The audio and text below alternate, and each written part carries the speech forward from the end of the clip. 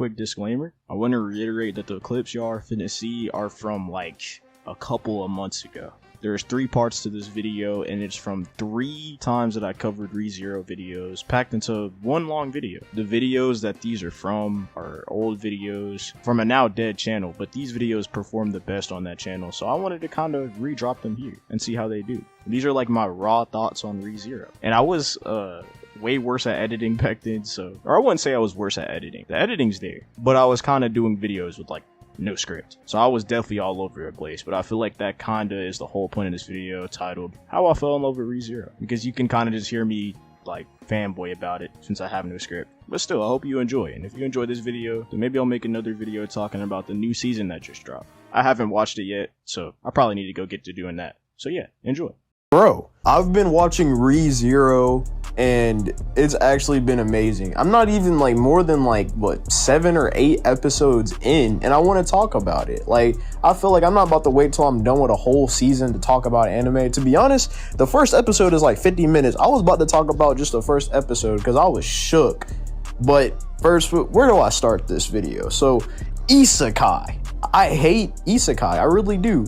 Like, it's like the worst genre in my eyes. Like, a dude goes to a different world with anime bitches and anime like, bro, like, okay, we get it. Like, you're in another world and you got girls now because you couldn't get girls at your house because you can't get girls in the real world. Okay, Sword Art Online, like, I know some people, the Isekai defenders, are gonna be in my comments. You can't, like I said in my first video ever on this channel, you can't have opinions in anime. Like, you have an opinion, people strike you down for it. Like, anyone that's hating, I'm sorry. But so Isekai is like when someone goes to another world, or I think that's it. I'm probably gonna pull up the Google definition for y'all. ReZero is an Isekai. He is at a gas station, and I'm like, I already know this anime is actually going to be a good isekai because he started out at the gas station. Nothing goes wrong in gas stations. You see people filming music videos in gas stations. Like, gas stations be lit. So he gets transported there after just, I don't know, randomly being at a gas station or something. He didn't even die to get transported there, I'm pretty sure. He just woke up and he was there in the middle of the streets of the, whatever the place is called. I don't even know what the world is called. I'm not sure if they've even said what the land is called yet, or maybe I just wasn't paying attention. Anyways, he walks around, runs into these crazy dudes in an alleyway, and I'm like, yo, he's about to get thrashed on. Somebody's gonna come save him. Well, that does happen, but first, bam, bro actually had some hands. I'm not even gonna lie. At first he had some hands. I don't know why he backed down. He sees him pull out the knife. Now he's on his knees. I'm like, dang, bro, like, come on now. And eventually, you know, this girl saves him, you know what I'm saying? Like, it wouldn't be an isekai, like I said, without the anime girls, you know, without the, you know. But what I like so far about what I've watched about ReZero is the girls, even though they're like all like, you know, like flashy, colorful hair, you know, and stuff like that. It wouldn't really be an anime without all that stuff. Like, what I like about, especially the main girl, Amelia, what I like about her is she's not like normally the girl that's closest to the main character is like a tsundere or something like that. Amelia seems more on like the nice side, you know what I mean? Like, she's really nice and caring, but it's not like that's her whole personality. Like, it seems like she also has a backbone as well, but she's also very nice and caring, like a regular human. Like, I like the writing for her, you know what I mean? And of course the main character has to be down bad. Like, it gets to the point where sometimes he is so down bad that I have to stop watching. Like, I cringe so hard and turn it off and then come back. And you might be like, what main isekai protagonist isn't cringy sometimes? That is true. That's why I don't watch isekais. Goes to like this loot house because the girl got pickpocketed earlier by this blonde girl named, I'm pretty sure her name was Felt. And he goes in the loot house because he's like, well, I know your insignia, which is like this little stone thing that she needs. She's like, I know it's here. So they go in there and everyone's dead. Everyone is dead. He's like, what the heck? And then he gets stabbed. And then she runs in and then she gets stabbed. And it was by this like witch. And I'm not gonna lie, this witch was kind of bad. I'm not even gonna lie. But yeah, she kills both of them. And then we find out what makes ReZero so special. And this is what single-handedly kept me watching. Is not the fact that he got isekai'd that makes this. why I want to watch it, because like I said, I don't like isekais. But it's the fact that this anime covers what it would be like to respawn. And you would think if I died and came back, that would be amazing and stuff like that. But a respawn isn't just you dying and come back. It's actually respawning in a video game, right? Is actually you dying and then you having the chance to come back and rewrite what you did before and actually perform better. You know what I mean? So it's like you're stuck in a loop. It shows us the mental anguish that he has to go through, constantly seeing his friends die and constantly having all the weight on his shoulders to, you know, basically make things right. And I'm not gonna go this isn't like a analysis video. This is just me just really fanboying over the cool anime I'm watching right now. So I'm not really gonna go too in depth with what happens, but just know that bro was going through it. Like, he constantly is seeing different people die, and sometimes, like, so far on some of the loops, so moving past all the stuff that happened on the first episode now, this loop that's been happening for the past couple of episodes has been pissing me off. So he gets accepted into the house after saving Amelia, and he keeps dying. Like, the little maids, Rim and Rom, they teach him how to be like a butler or whatever. And then next thing you know, like a couple days go by and he goes to sleep after actually rising up. Like, all that corny stuff. This is how you know Amelia is such a nice girl, bro. Because all the corny stuff you said and she still agreed to go on a date with you, that is so unrealistic, bro. That's the most unrealistic I feel like an anime's ever been. And quick intermission just to say pause. But she feels like, you know, she has to go on a date with him to make him work harder. He goes to sleep. He looks at his hands because he's like, all the hard work I've done, like, my hands are all like messed up and bruised, but I feel like I can sleep now. Then bro wakes up and he looks down at his hands. The scars are gone, meaning that he died again. He died in his sleep. When I tell you, my mouth was like, I was like, who killed him in his sleep? And I was like, I was like really invested. And then I got really mad because the second time, bro, like the second loop, instead of him figuring out why he died, it's like he forgot that he died, because he dies again the exact same way. He went to sleep forgetting that he died. I don't know how. Like, I don't know how you die. You have to do everything over again and you die again. He was simping for Amelia that much, and then he even was trying to riz up like one of the maids apparently, and then dies again. Like, he's been on this same loop now for like a couple of times. He died like 3-4 times. I'm like, bro, get it right. And then eventually we find out that where I'm at right now, we find out that Rim was the one that killed him. And it's because basically she thought he was a spy, which that's a whole nother part that I just left out. But it's also because he was kind of spending a lot of time with Rom, which is her sister, and she's kind of like, she really wants to gatekeep her sister. Like, their affection for each other it's a little too strong. I'm not gonna lie, even for, you know, twins, it's a little too tight. And she murks this man, and just seeing his just anguish like right here, bro, was like, this is probably my favorite isekai, and I'm not even a whole season in. Just seeing him cry and just be like, I've spent time with you, I spent time with Amelia, and every time I die, y'all forget about me and all the work I've done and all the trust we've built up. So every time it resets, he feels like he knows these people, but they don't know him. You know what I mean? And he just feels so just like distraught, bro. And just seeing him cry right here, and Rim just not even caring, because in this loop, he didn't even spend that much time with her.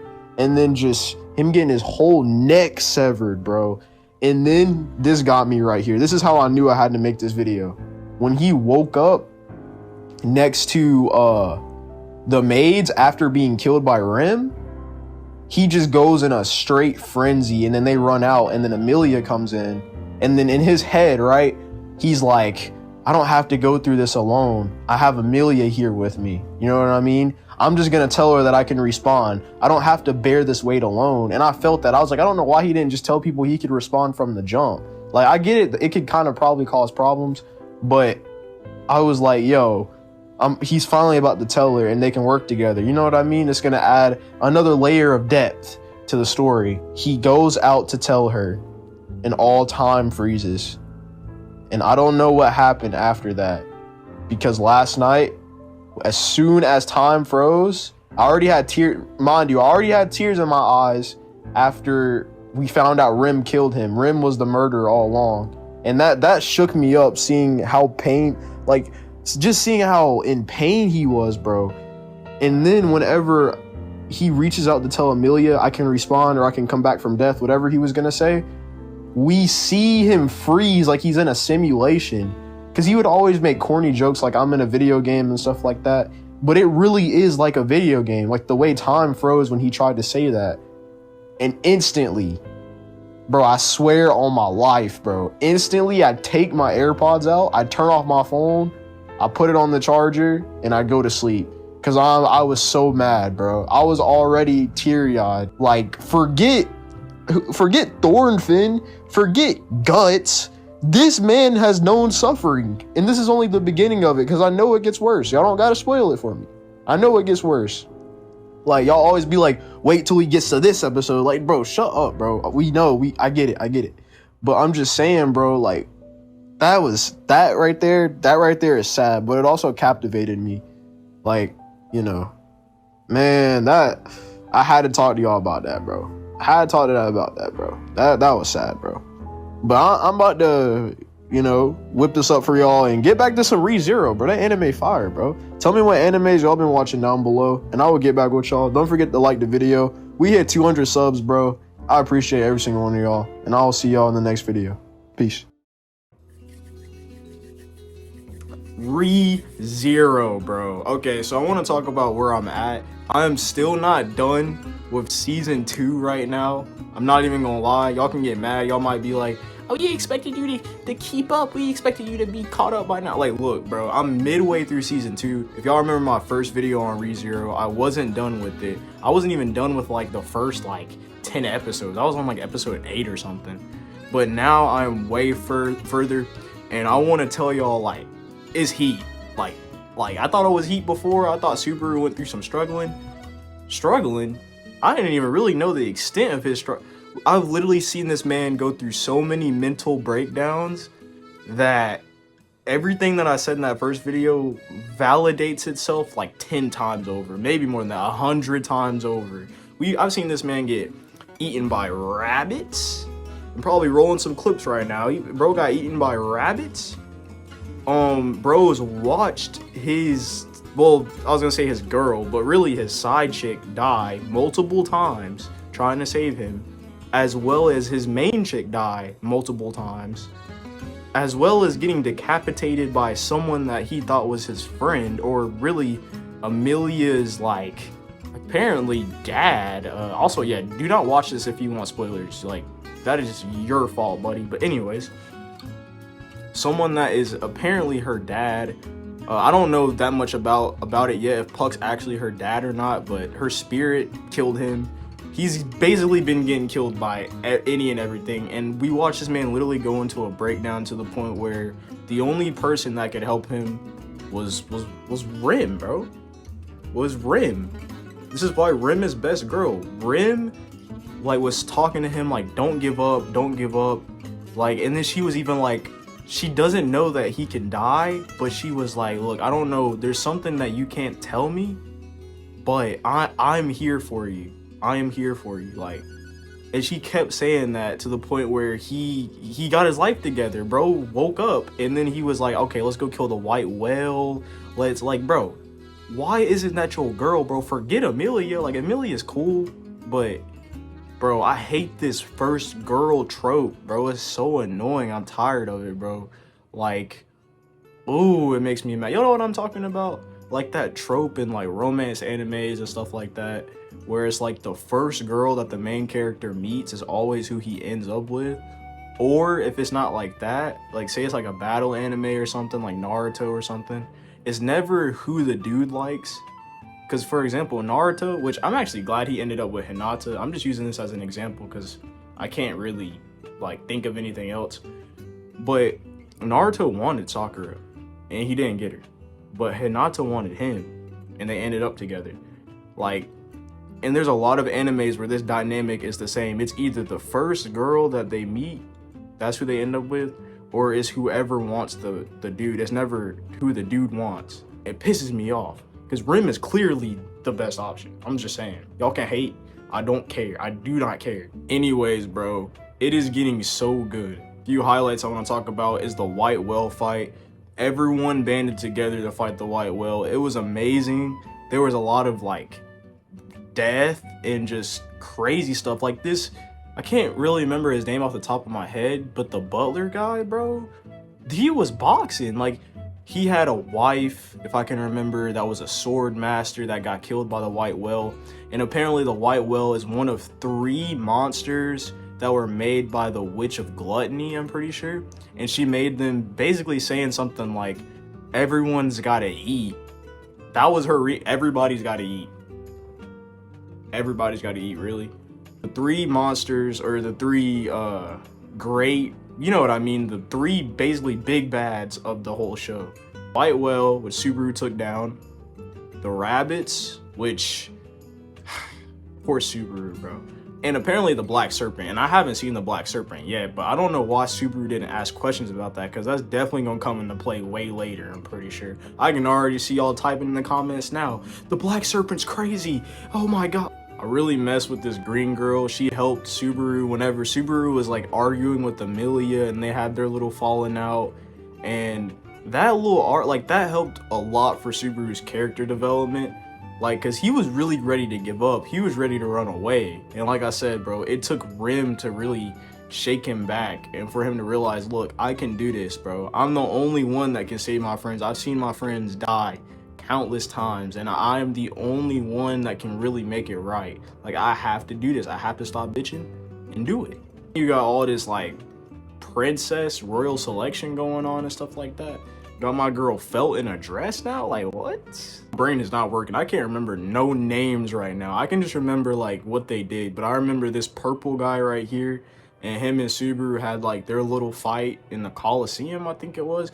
Bro got beat black and blue. Like, bro got beat up so bad by him, but they end up rekindling and taking down the witch cult. And I guess that should be my next topic.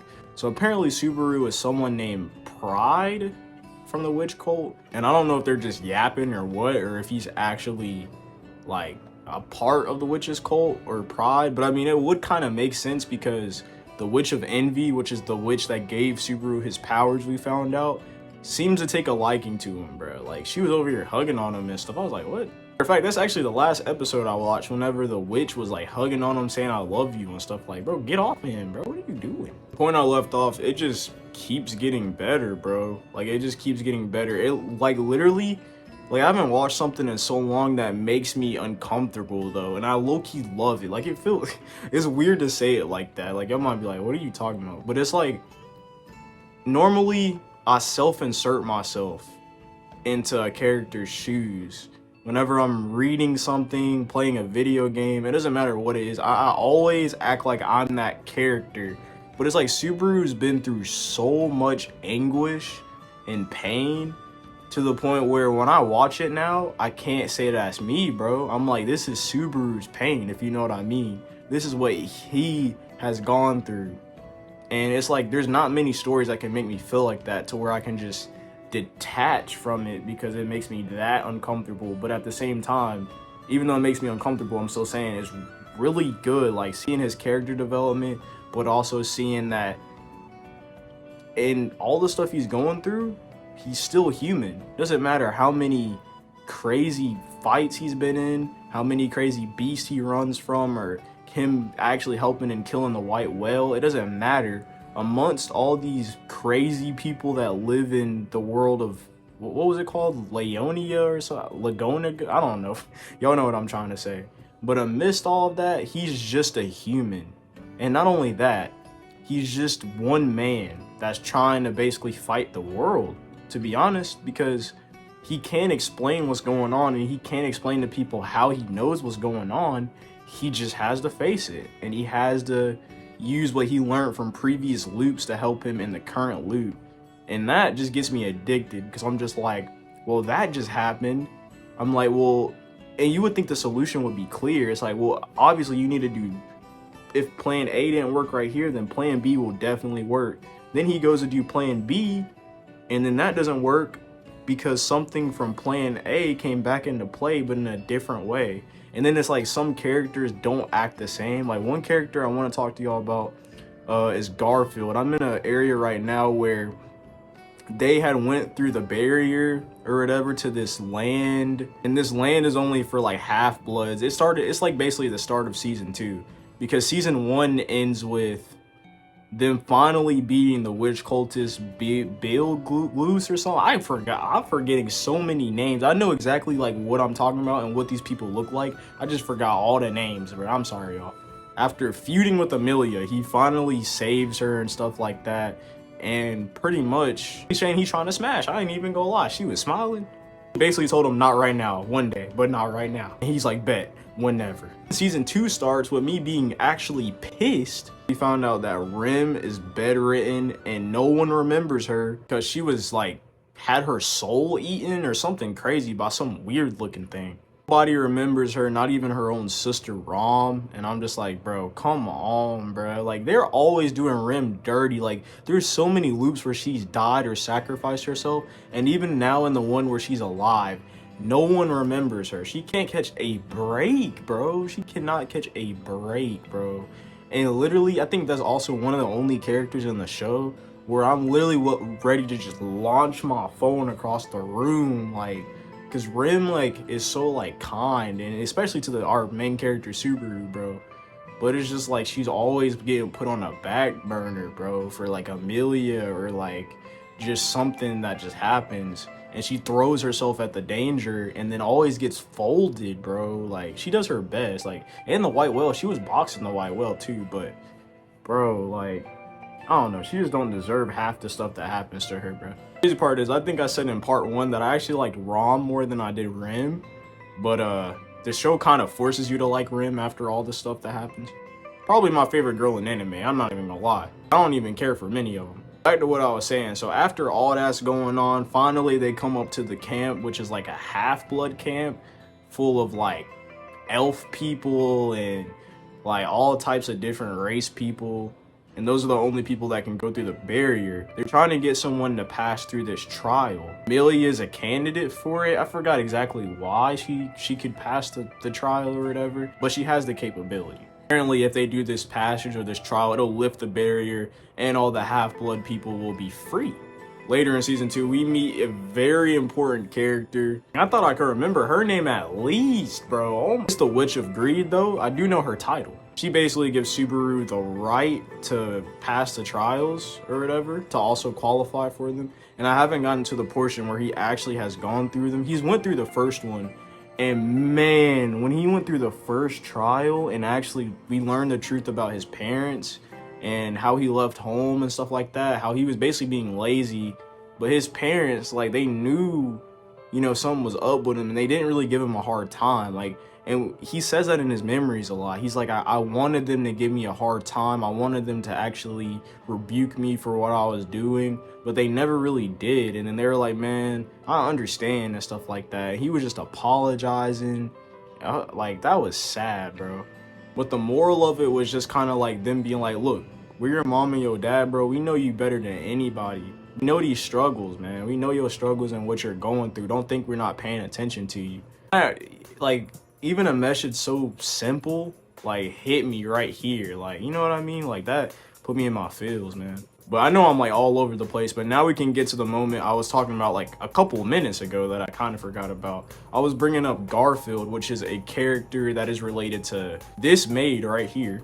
And every loop, this man has acted different, bro. Some loops, he seems to want to help Subaru. And other loops, he wants to imprison him and kill Otto. Like, bro, Otto is the homie, bro. But Otto always gets the, like, short end of the stick in every loop. Like, I remember when Subaru was going through his mental breakdown phase, bro literally socked him and he was trying to help him. I was like, bro, come on. And then we see Otto get sliced in fucking half. In half, bro. He got fatality. I'm not gonna lie to y'all, I would never speak to Garfield again. I just remembered something. The only reason why Subaru got eaten by those rabbits is because Garfield locked him up, bro. Garfield, you were on fraud watch. I would never speak to this nigga again. I swear on my life, bro. Overall, Man, I can't wait to keep watching more and see Subaru's character development. He still has a little bit of ways to go though. Like I remember that's her name. Okay, I remember Echidna. She has a cool name. I like that name. But I remember when she literally was like, "Yo, Subaru, don't talk to these witches. Like you can talk to them." No, she said you can talk to them. You know what I mean? But like, don't look them in the eye. Don't touch them. They are dangerous. Bro, the first thing that he does whenever she switches is touch this witch, and he gets his arm taken off, his leg taken off. I'm like, bro, you are so stupid. Like, he needs to like, ooh, love, bro.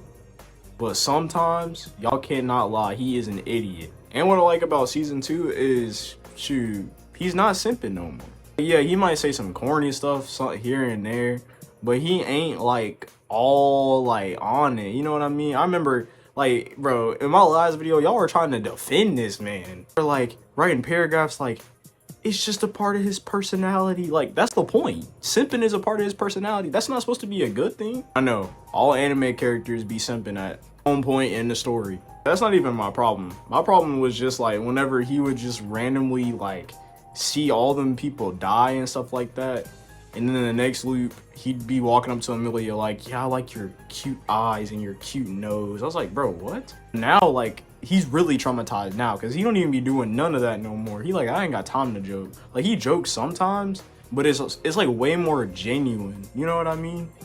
Like, it doesn't feel like it's directed towards the viewer. Like, because whenever he used to say stuff like that, it didn't really seem like it was in the story. It seemed like they were just adding stuff like that in there to just try to make us laugh, or like it was directed towards us instead of it being in the show, if that makes any sense to y'all. Bro has really made progression. I love it. My favorite moment so far, the whole white whale segment, what I said, because we got to watch Subaru literally have a just emotional breakdown to the point where he could not talk. Like, bro literally just couldn't talk anymore. He went from that much of a distraught mental state to fighting the white whale, as well as saving the girl he loves. The second half of season 1 was great. Season 2 is really cool. I really like how he was able to tell Echidna that he can return by death, and just seeing all the weight, like it's literally like we could see the weight lift off of him. Like, he was so happy he was able to tell someone, and I couldn't help but shed a tear, bro, because I was so happy for him, bro. I was like, yo, like, if that was me, bro, I'd be on the floor crying, bro. Like, Echidna is a W, I'm not gonna lie, for sitting there listening to him. I'm really ready to see how this stuff unfolds and how they're gonna be able to finally get out of the what is it called, the Half-Blood Forest or something like that. Because there are some loops where I was like, how is he gonna get out of it? Especially the white whale loop.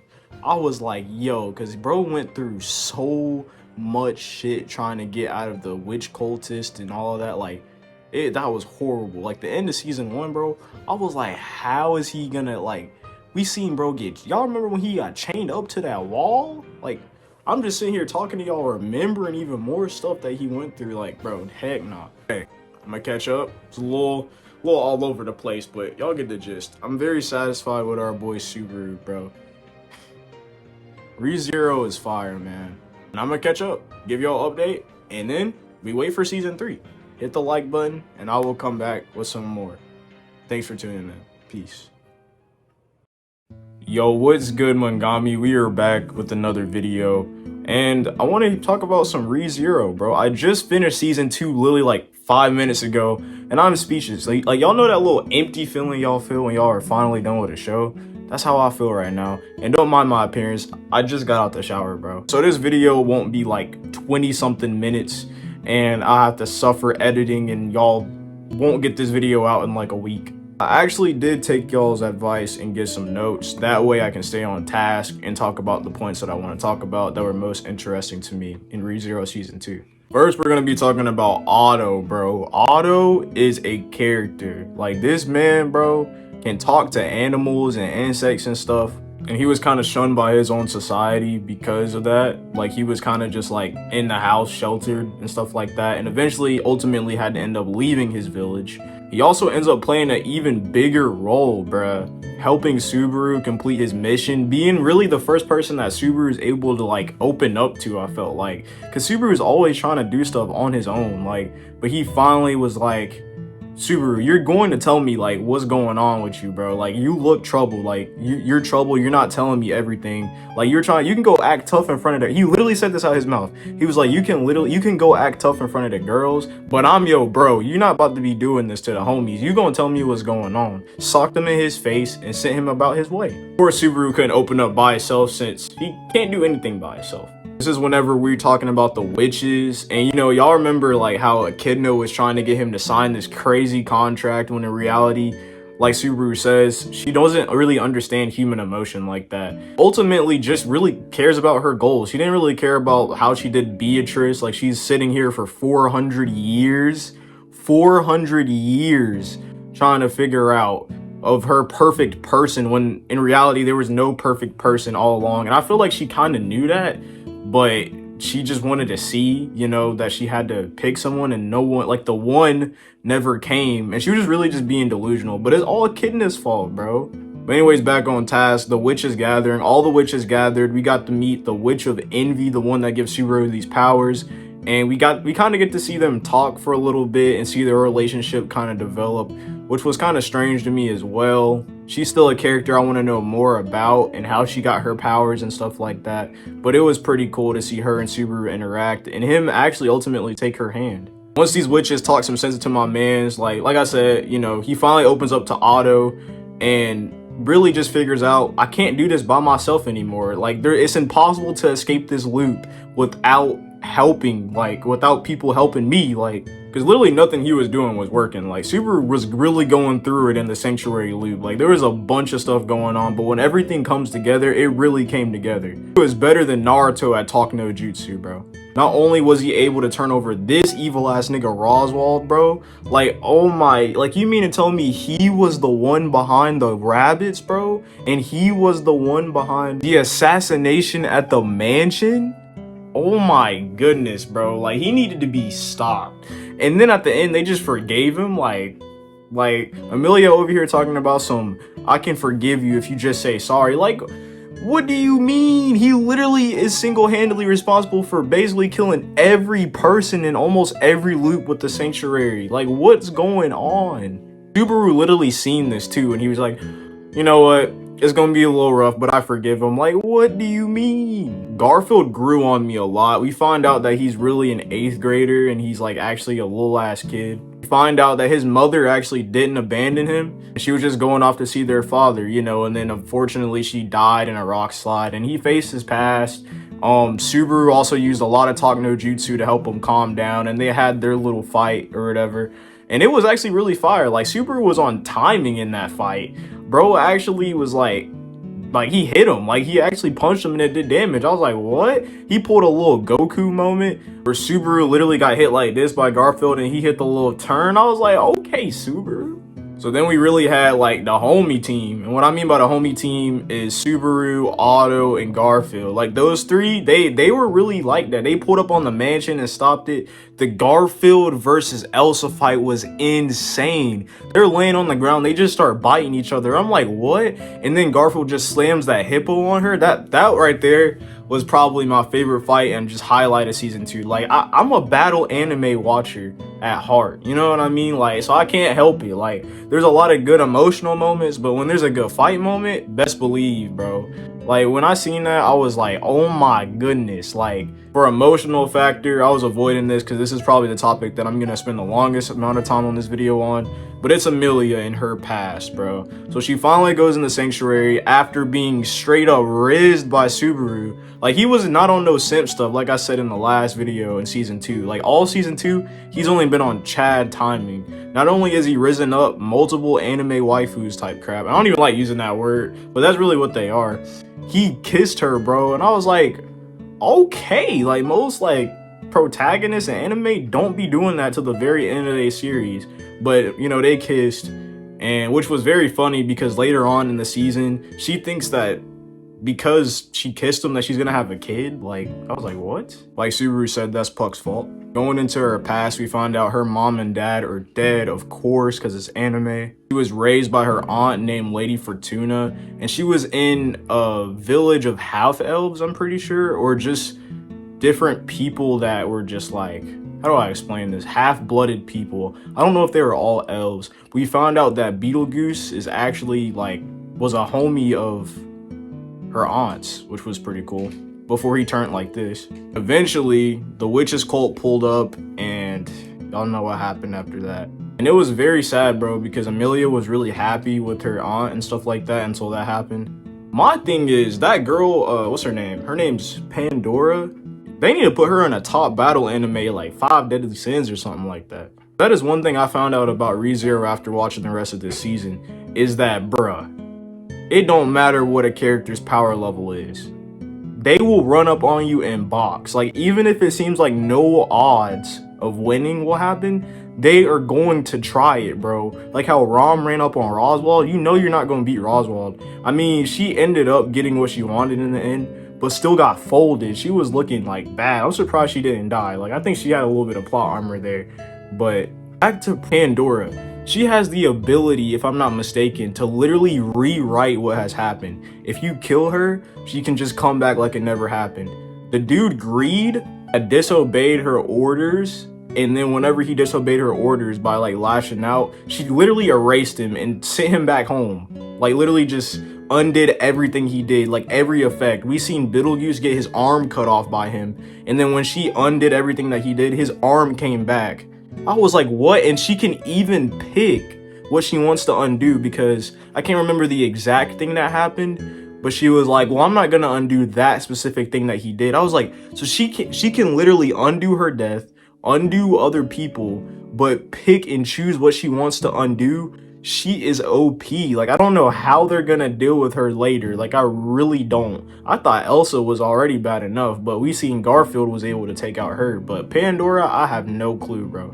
She's top tier. Her and ReZero is cruel. They need to throw her in like Naruto, One Punch Man. Like, get her out of ReZero, bro. She's too cracked for that verse. Amelia goes through all of her witch trials and eventually finishes all of them, to only come out to see that it's snowing, meaning Roswald had actually put the effect on her. And the rabbits were coming, more of the rabbits were coming, because like I said, Roswald was behind it, bro. And the only thing to really change his mind is finally burning the book that he had and he kept reading. But finally, you know, by this time, and I want to talk about Beatrice. So Beatrice, from what I remember, was like I touched on it a little bit earlier. Echidna kind of was like, gave her a blank book and was like, you need to wait for your perfect person and he will take you out of here. And that perfect person never came, because the one for her actually doesn't exist. She's the one that has to pick it, and it wasn't clear in her contract with her. And, you know, that's also why Subaru didn't want to shake Echidna's hand, because he seen through her. He ultimately just wanted to die. Like, in one of the loops, we literally see her die, and she was relieved. But Subaru is literally in a burning house trying to act like a fireman over here, and finally runs up on her and is like, yo, take my hand. Like, come on now. You're gonna get out of here. Like, I can't be that one for you forever, because I'm gonna die immortal, but I can be that one for you temporarily. You know, and she took his hand and they got out of the castle. And then they actually went to go save Amelia. They pulled up on the... I'll never forget this, y'all, bro. Y'all cannot tell me, man. Anybody that remembers this. So in order to kill the rabbits, they're like basically cannibals. Like, they eat anything in sight, including each other, if that's all. Like, their metabolism's so fast that they have to like eat or they're gonna die. Like, there's actually real life animals that survive like that. Like, that if they don't get something they eat in like 3 hours or something, then they die. Like, I might put an animal that actually exists like that up on screen. Kind of how the white rabbits work. So what they did is Beatrice uses her power to surround the rabbits so there's nothing to eat but themselves, and the rabbits literally start eating themselves. And I started laughing because that shit looked like a Clash of Clans base, bro. Sends the Clash of Clans base to another dimension and they all eat each other. And then, you know, like I said, Amelia had already done all the trials, knocked it down, had some type of ceremony initiating Subaru as her knight, and they danced. And that's really the end of season 2, and it was amazing. Like, it had a lot of heartwarming moments. I know I skimmed over a lot, but I do want this video to come out for y'all. Most touching moment for me in particular probably has to be Amelia's past, because we finally got to see her aunt and the struggle she went through. This is one thing I forgot to mention. In an effort to kill the girl Pandora I mentioned earlier, she literally froze a whole forest. So I'm guessing later on in season 3, she's going to have to go back to this said forest. Like, I think it's called the permafrost forest, because she literally froze it. Like, that's the name of the episode I think it was in. And she needs to go and free her people, because they still might be alive, but it was also tainted by the black serpent, apparently. So we're gonna have to see. And Echidna was hating on her the whole trial. Like, I didn't really pick up on why. Y'all gonna have to tell me in the comments. I'm sure y'all will. But Echidna was really just jealous of Amelia the whole time. And then she even cried at the end of the trial, but just left. I was like, damn. To my guess, I guess it could be something along the lines of, I mean, Amelia has people backing her up and stuff, and she still has a chance at life to get what she wants, versus Echidna failed. What I said last video though still stands. I feel like Rim, still my favorite character. I'm still sad that she wasn't present at all in season 2, and I can't wait for her to come back, bro. I really can't, bro. I know Amelia's always gonna be Subaru's true girl, but I like a little bit of competition, you know what I mean? And I like that even when the going gets rough, like, he doesn't forget about Rim. Like, he still shouts her name and stuff randomly. Like, it seems like when he's at his very lowest points, like, he thinks about Rim. And best girl, bro, so that makes me feel good. Season 3 is hopefully right around the corner. I'm gonna make a video about why it sucks to be an anime fan, because we gotta deal with long hiatuses and all this stuff. And I mean, for good reason, because we want our animation to be good and our seasons to be good, especially for anime watchers, because I love anime, but sometimes we can all agree the anime communities can be kind of, like, especially if animation's lacking and stuff. Like, we are very nitpicky. Like, we are the first to let y'all know, like, it's trash. If something's trash, the anime community will bash it. These studios and companies want to make sure they're producing their best work and stuff like that, of course. But hopefully it does come out this year. I have not been, like I said, I just finished season 2 today, so I've definitely not been waiting as long as y'all. But a lot of y'all say hopefully we're gonna get it this summer. So hopefully we do. Hopefully it doesn't get delayed. Hit that like button and tell me what y'all want to see next. I finally am finished with ReZero. I know I was doing JoJo videos, but I honestly just haven't had time to read manga. When you're watching a show, you know, I could get away with watching ReZero, maybe like answering a couple texts on the side, playing a game on the side or whatever. But whenever, like, you're reading manga, and I use my phone to do it, I'm literally focused. Like, I gotta be on my phone. If I get a notification, I could easily get distracted. I have to be in a quiet environment to really read like that. So it's kind of hard to do those analysis videos, I'm not gonna lie. Plus, like I always say in every video, I have another channel as well. I'm not gonna neglect y'all or forget about y'all, bro. Y'all been going crazy on Mangami, bro. Hey, I love y'all, bro. But hey, give me some suggestions of stuff to watch.